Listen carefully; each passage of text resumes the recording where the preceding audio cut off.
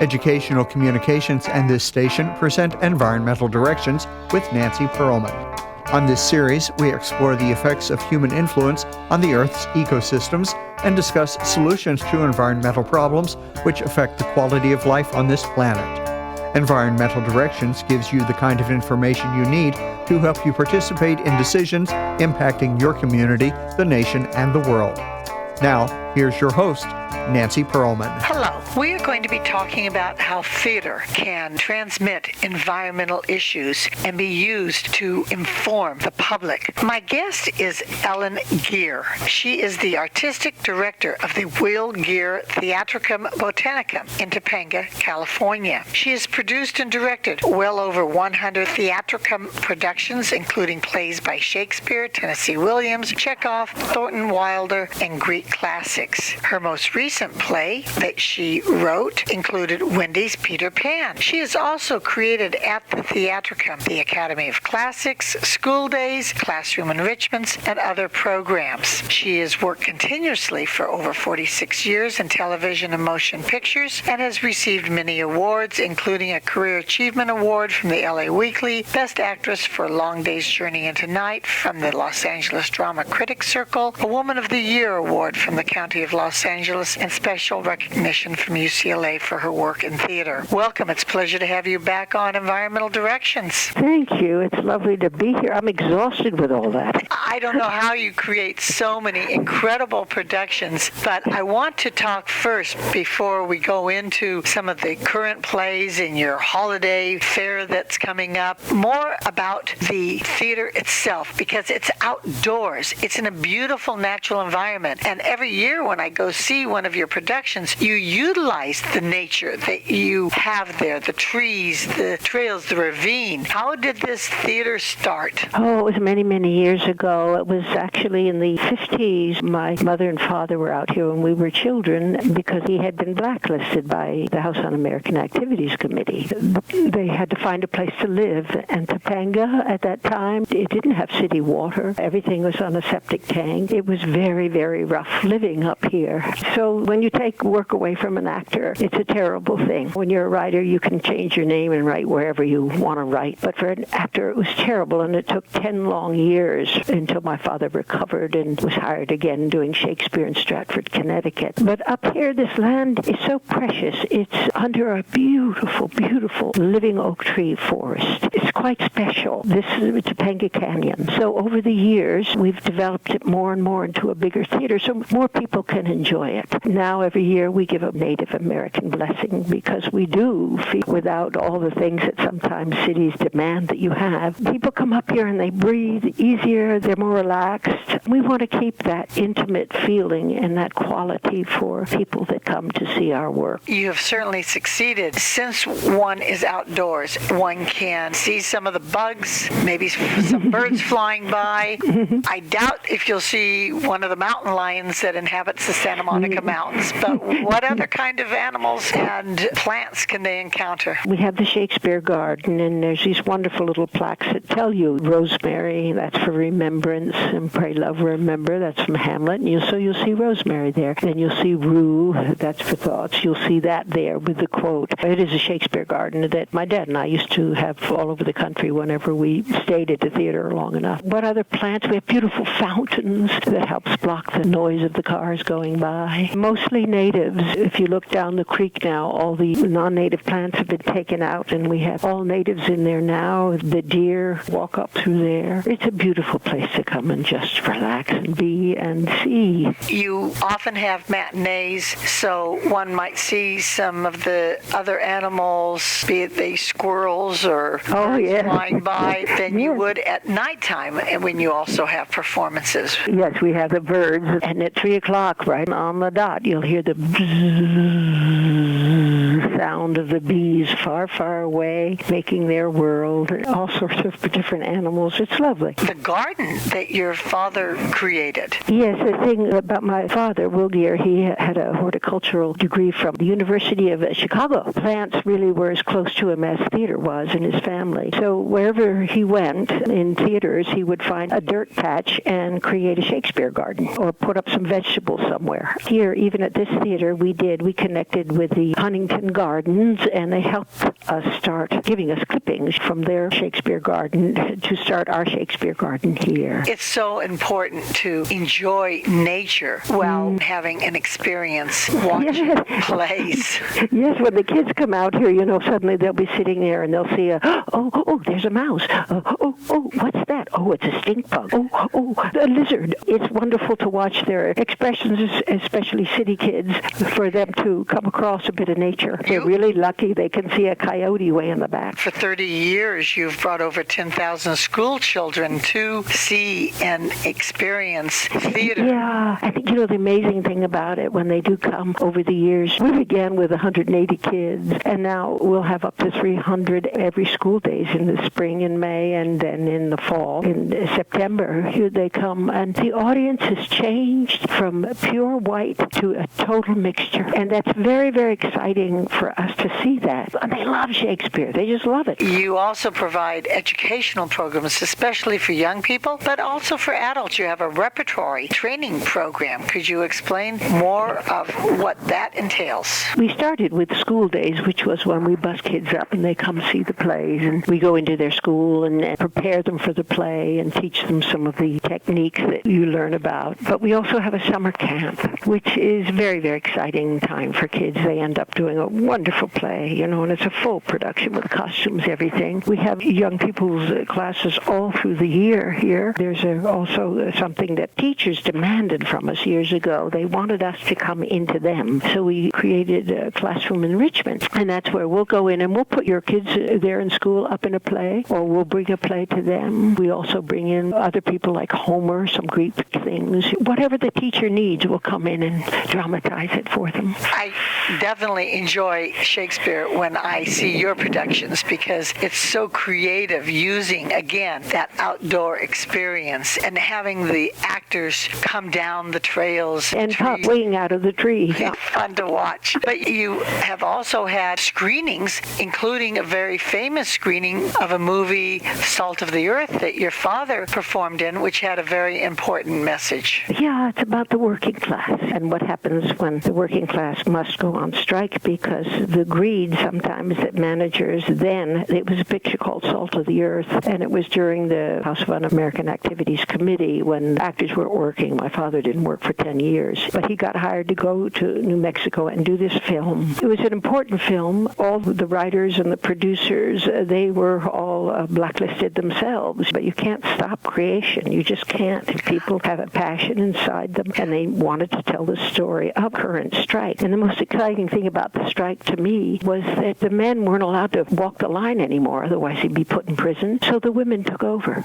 So it turned out the Salt of the Earth turned into a real feminist film. It was machismo, real back then. And for them to get the strength to stand together and walk together and give the children to the men, and the men horrified, they didn't quite know what to do with them, to see that switch happen right there in that community for quite, I think it was 7-8 months, I'm not sure, but it was quite a long strike. I remember your father playing Grandpa in the Waltons, but now I'm remembering your daughter and your granddaughter performing in many of your plays. Yes. Definitely a family occasion. Could you tell us a little bit about Wendy's Peter Pan? Well, that's James Barrie. It's his wonderful, wonderful piece that he wrote about the children that were in his life. They weren't his own children, but they were his friends and neighbors, and he ended up bringing up these children. This is his story, and it was such a hit, and it's been a hit ever since. There's a whole thing, when you read that story, you want the next generation to have it, and the next generation to have it, because you have to go in there with no cynicism.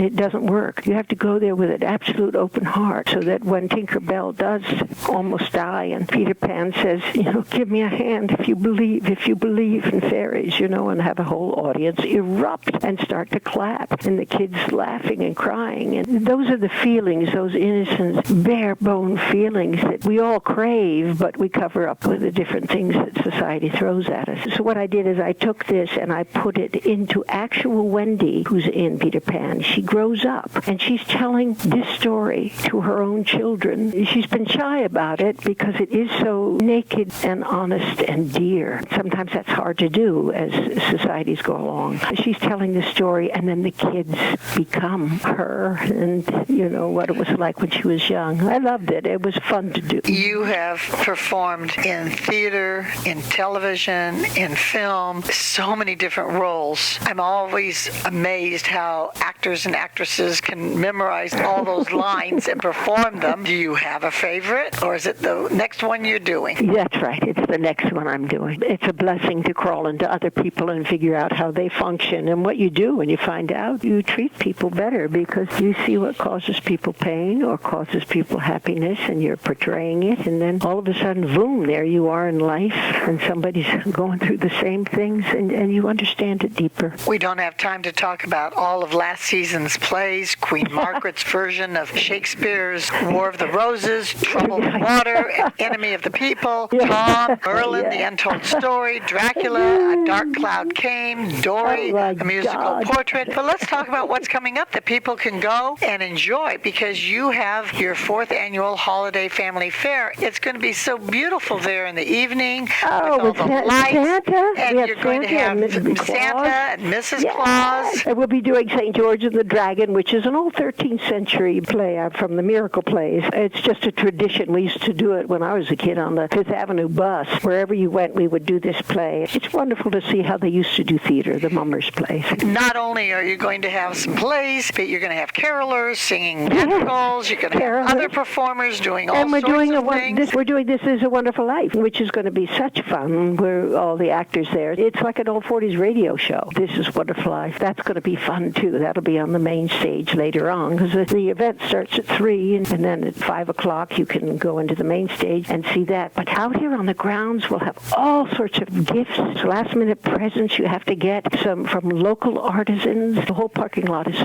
filled with that. That's going to be fun, too. Because you do have the artisan marketplace. Yes. This is going to happen on December 14th, or if it rains, December 21st. You got it. And the theater is easy to find. It's midway between Pacific Coast Highway and the Ventura Freeway on Topanga Canyon Boulevard itself. Perfection. It's an enjoyable experience to go out. Which plays are you planning for next season? The plans. This is exciting. We've got so many different things that are still rolling in our minds. But the idea had won a marvelous new, he's a very old playwright. He wrote with Bernard Shaw. His name was John Galsworthy. The elevated language of Shaw and the fun and the absurdity about society, all the way Shaw is. Well, John, he did it with his elevated language, but with John Galsworthy, it's deep. It's almost like he goes into the deep part of human beings, and he shows all sides. He doesn't judge. He doesn't make decisions. He's quite a remarkable writer that I've refound of that period. So I'm looking very hard at that. Oh, maybe we're going to take a check off and update it. Who knows what we're going to do. I want to do something about climate change. We definitely need to see the old plays and the new plays that tell us the stories about what's going on in the environment, endangered species, climate change. You can utilize that natural environment. You have a tree right in the middle of your stage. You have trees behind it. You have the ravine next to it. One has to cross over Topanga Creek to get to your place. Right. Yes, I do hope people will come, because you just walk across the bridge and you take a breath. There's a wonderful, respectful audience, and it's growing, and they're good to us. They're kind to us. They insist that we do Midsummer Night's Dream every year, which we do, which is a perfect way for any new family to come and introduce their kids to Shakespeare. Is it easier to adapt older plays to incorporate environmental messages, social concerns that we now have, or to do newer plays that are very strongly connected to our current issues? It all depends. I've been thinking lately, sometimes history can inform. It can inform in a way, whereas you just use exactly what's going on now, people back off of it. Oh, it's too much. Oh, no, because they're living it. But sometimes if you see it in a different era, a different time, it can say, geez, has this been going on this long? Isn't that amazing? I think we learn through our mistakes. We learn from so much, and we can definitely learn in a pleasurable way watching actors perform and give us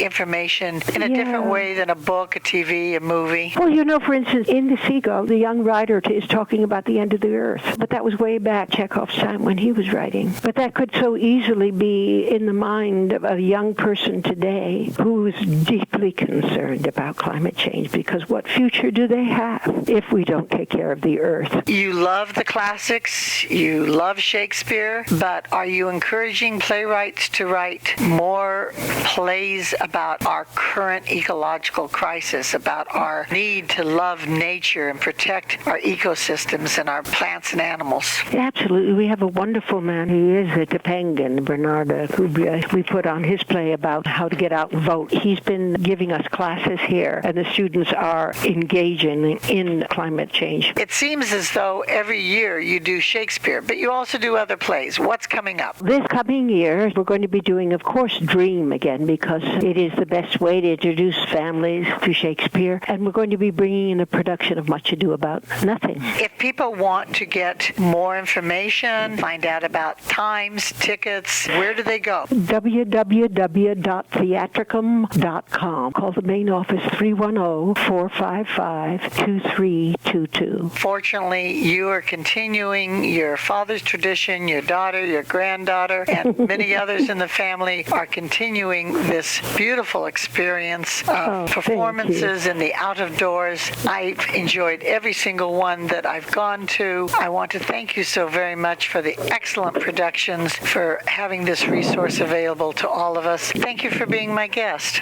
Oh, thank you, Nancy. It was a pleasure to chat with you. I have been speaking with Ellen Geer, who is the artistic director of the Will Geer Theatricum Botanicum. We'll be back in a moment with more ecological issues. Environmental Directions with Nancy Pearlman continues with further discussion of the world's critical ecological issues. For more information, you may call 310-559-9160 or go to www.ecoprojects.org. Now, here's Nancy. We're going to be talking about theater and how indigenous myths are performed and shared through plays as we learn more about how our earth and our sky interact. With my guest, Armina LaManna. She is a director, producer, and playwright, and is the artistic director of Imagine Theater. She began her career in theater at the age of 6 in the former USSR, but has many U.S. theater credits, and the list of theaters she's been with is very extensive, as well as having playwriting credits for Warrior Queen, Anna Hit, The Brave, Tale of Turandot, Pushkin at Boldino, and Lost in La Porte. And she does translations and adaptations of many other plays as well. She's a recipient of the Samuel Fells Fund Dramaturgy Internship and has been honored by the International Armenian Chamber of Commerce as an Outstanding Woman of 2019. She's a member of the Stage Directors and Choreographers Society and Actors Equity Association and the Directors Guild. She's a member of the adjunct faculty at Glendale Community College and California State University, Northridge. Welcome. It's a pleasure to have you back on Environmental Directions. Thank you. I'm delighted to come back. This time, you picked an interesting myth from South Africa, a Khoisan myth set on the African savannah. You weren't from there. Why did you pick that environment and that myth? I am a very big Star Trek fan. I was watching an episode of Star Trek Discovery, which is one of the newer series in the Star Trek canon. On one of the episodes, the protagonist in the series was talking about a Khoisan myth, about a girl who invents the stars. And I remember hearing that and thinking, oh my goodness, what a beautiful myth. It would be so amazing to write a play about that. So I Googled it to find out if it was a real myth or it was something that they created for that episode. And hold and behold, there it was. It was a real myth from the Khoisan people. And those people are an ancient ethnic group with a long and intriguing history. They're really believed to be the oldest human inhabitants of southern Africa. Of the world, actually. They're considered to be the oldest humans. In your play, The Girl Who Made the Milky Way, you present not just a human being, but you have many different characters. Animals who talk, trees, mountains, spirits. I think it's necessary for you to tell us what the myth is really about. Absolutely. When I found out that this was a true story, I knew that we had to get this myth made, and I reached out to a friend and a colleague of mine, June Carroll, who is a playwright and actor. She's quite prolific in her own right. I asked her about writing the story for us. We commissioned her to write The Girl Who Made the Milky Way. She brought sophistication and complexity that I wanted for a story like this. She dug into the myth. She dug into the characters that are native to Khoisan mythology and South African mythology. and the mythology of the Sun People. And she created this wonderful story about a young girl. It's a coming-of-age story for her. Her name is Little Sister. The journey that she travels in the play is remarkable, whimsical, magical adventure as she encounters all kinds of spirits, animals from South African folklore and mythology, and how she interacts with them, what she learns from them, what they learn from her, how they help her or not help her. And it's this amazing adventure, amazing trek and journey that allows Little Sister to get a better understanding of who she is, the world she lives in, and the people and creatures and spirits that surround her and share this world of ours. I had fun reading it because your public performances are just going to be starting this month, and I encourage everybody to go see it because I can imagine the characters in costume, just seeing them interact, the lion, the hare. Could you tell us why some of them are just called the lion, are just called by what they are, and others you use the traditional name? Sure. June got all of these characters from mythology, so they all existed this way in mythology. The lion, the hare, the mantis. Mantis is one of the most famous creatures from Korean mythology. The other creatures, for example, we have Gauna, also known as Gaunab, who is the king of spirits. He is sort of the king of chaos. And then we have the moon. Moon, of course, in all mythology, in Korean mythology, moon is a character. For those of us who are big Joseph Campbell fans, we know how mythology from different people repeats itself, right? And reinvents itself in different ways. That's why June named them that way, because that's how they were presented in the myths themselves. In traditional mythologies, practically around the world, there are characters that are tricksters. Could you explain what a trickster is and how the trickster interrelates with the humans and the other animals and plants? Oh, yes, I love my job. Where else am I going to get to talk about a trickster? Yes, absolutely. A trickster is somebody who is basically a charlatan, a con artist, who can trick you, who can change form, can change their shape, can be a shapeshifter. And the mantis does that. The mantis, for example, in myth and in our play, can turn into stone, can turn into fire, can turn into many different things. Gauna, the king of spirits, is a shapeshifter. All these fascinating characters that are in there. Several of them are tricksters. Basically, the creatures who try to get away with things, who try to either steal or defraud or trick you into doing something for them that is advantageous only to them. The trickster. I love it. I enjoyed the fact that some of these characters helped a tree move to another location because normally trees are stationary where they are. Yes, that is actually really funny because one of the lines the tree says is, I need a change of scenery. And I love Max Lawrence, who portrays several of the characters, including Gauna and the moon and the tree. And he's such a creative actor, and the way that he has brought life to the tree, it's fascinating. You have to come see it. You have to bring your kids to come see it, but I absolutely love it. You also had the son of wind who liked to play some tricks, and there were a lot of riddles in the play. Yes, so this is the second play we've done that has riddles. The very first main stage play that we did at the colony was The Tale of Turandot. Its history goes back to the opera Turandot, and before that the Carlo Gozzi play Turandot, and before that the Persian and Chinese fairy tale. It was about a princess who doesn't want to get married, so she gives these riddles to all the gentlemen callers, so to speak,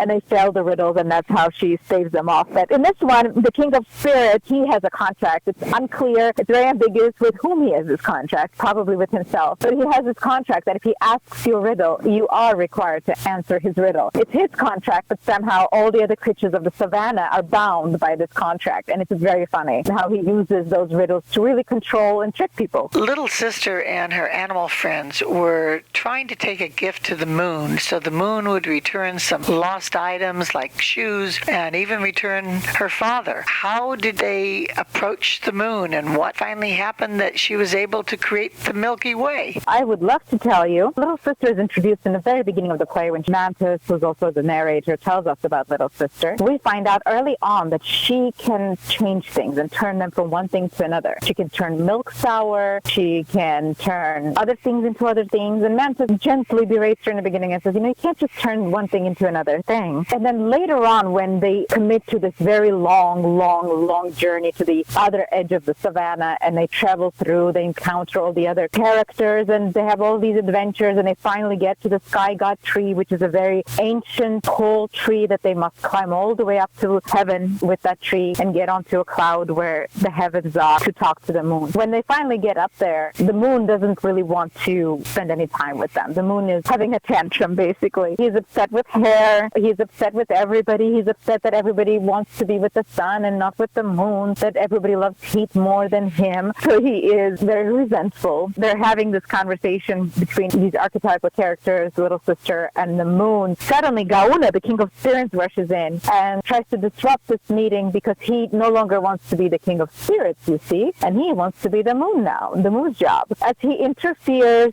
all this chaos ensues because of it. In a moment of self-defense, little sister uses the little fireplace that the moon has to shove embers at Gauna to protect herself, but instead the embers fly up and turn into stars. The stories are so enjoyable to read, the way the play was written. I so much look forward to seeing it. But throughout the play, there are little tiny elements of other pieces of environmental information. For example, the moon complained that the moon never got thanks for creating the tides, and we know how important the tides are here on Earth. We do indeed. One of the ways that we are creating the physical world of the play is to instill this love of the savannah. Because, kids in Los Angeles, most have not seen the savannah, and we want them to see it. And we are very happy to know that the South African government is doing so much more to classify more of its land, more of its savannah as protected by the government, because we all know what's happening with our planet. We all know what we're doing to our resources. We all know what we're doing to our forests, to our tundras. We all know this. It's not a secret. So I'm delighted to hear that the South African government is investing in classifying more of its land under protected category. Every issue is tied to another. It seems as though traditional stories and myths do relate humans to their natural environment. Do you find that to be a pretty common denominator throughout the world? Oh, it is absolutely the common denominator. All our myths, humans, are tied to their land, and they're tied to the creatures that they share that land with. All of our mythology, whether you go to India, whether you go to Sri Lanka, where you go to Egypt, it doesn't matter. All those myths, they tie us to the environment, all of them. And that's because we all were much more connected to our world, to our earth, to our environment than we are today. Are you planning to carry on the tradition of putting these myths into the theatrical form for all of us to enjoy from other cultures, other locations? Indeed, we are. We have student matinees during the week, and we have public performances on weekends. So we are very, very delighted to have all these relationships with the schools and with our community. We are here to serve our community. And while the play, The Girl Who Made the Milky Way, is being promoted for young audiences, I can attest after reading the play that adults will enjoy it as well. How do they get more information? Where is your theater? And tell us what other plays will be forthcoming. Sure, I would love to tell you. So I am incredibly happy and honored to announce that this production is actually a co-production, and it's presented in partnership with the Colony Theater. So they are partners in storytelling. We are presenting this production together. Even though we've always been at the Colony and our home is the Colony, this is the first time we're doing something together. The Colony Theater, where our production is taking place, is located at 555 North 3rd Street in Burbank, California. We share parking structure with the Burbank Mall, so its parking is free. We love to welcome your families and your children, those who are 5 and older. We specifically curate and create this programming for school-age children, not younger. We just hope that you will come and check it out. Visit our website, imaginetheaterca.org or colonytheater.org. You'll have all the information there. Take your kids away from their cell phones for a little bit. Come travel to a land far away, to a place long ago, and go on a journey, learn about a new culture, a new people, and expand your world. To get tickets or more information about dates and times, what's the website? imaginetheaterca.org. Website is spelled imaginetheaterca.org, or colonytheater.org, also spelled the British way with an R-E at the end. So please visit those websites. We have 5 public performances on weekends and 9 student matinees for local schools. We hope to see you at the theater. Thank you so very much for making these performances available. Thank you for being my guest. Thank you for having me again. I am delighted to speak with you. Thank you for your time. I have been speaking with Armina LaManna, who is a director, producer, and playwright, and the artistic director of Imagine Theater. I'm Nancy Perlman. Thank you very much for joining us, and do tune in again next week. If you would like free information about these environmental issues, go to www.ecoprojects.org or call 310-559-9160. Environmental Directions with your host, Nancy Pearlman, is a community affairs program of the nonprofit organization Educational Communications and this station.